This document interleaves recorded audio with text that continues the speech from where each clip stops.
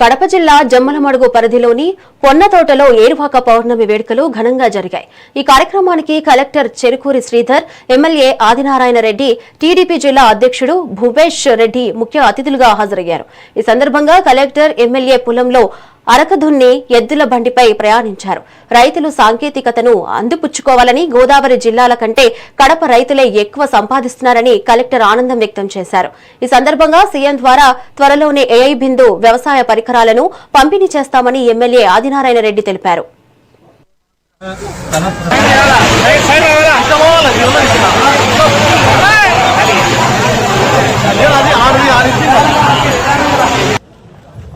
Sunil sir, అట్లాగే KVK scientist శిల్పకళ madam, అట్లాగే కృష్ణపురం డాష్ కోఆర్డినేటర్ డిఎల్డిఓ గారు, జమ్మలమడుగు తహసీల్దార్ గారు, అట్లాగే ఎంపీడీఓ గారు, కమిషనర్ జమ్మలమడుగు గారు, ఇక్కడ లేని విధంగా జిల్లా కలెక్టర్ గారు ఉన్నారు.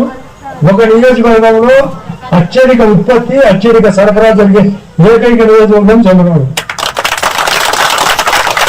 తాగునీళ్ళు కూడా జలజీవన మిషన్ కానీ లేదా అమృతాన్ని పట్టడం కానీ మీరు గమనించండి. అప్పటికి ఇప్పటికి నీళ్ళు తాగే నీళ్లు పెరిగినాయి లేదా?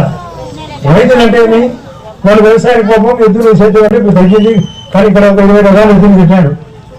గతం కంటే భిన్నంగా సేద్యం పోయింది, తొలిముట్లు వచ్చినాయి. ఇప్పుడు మనం వచ్చేటప్పుడు భూమి కెమెరాతో పురుగులు వెళ్ళినారు, విత్తనాలు వెళ్ళినారు. అంటే అలాంటి సిస్టమ్ వచ్చింది.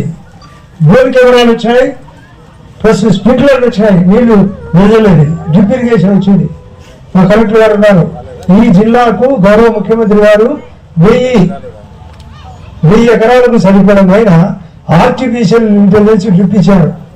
అంటే ఆర్టిఫిషియల్ ఇంటెలిజెన్స్ డ్రిప్ అంటే మామూలు డ్రిప్ నీళ్ళు ఎప్పుడు సరఫరా చేస్తారు, కానీ ఈ కృత్రిమ ఈ యొక్క డ్రిప్ ఇరిగేషన్ అవసరం ఉన్నప్పుడు మాత్రమే నీళ్లు పంపిణీ చేస్తారు.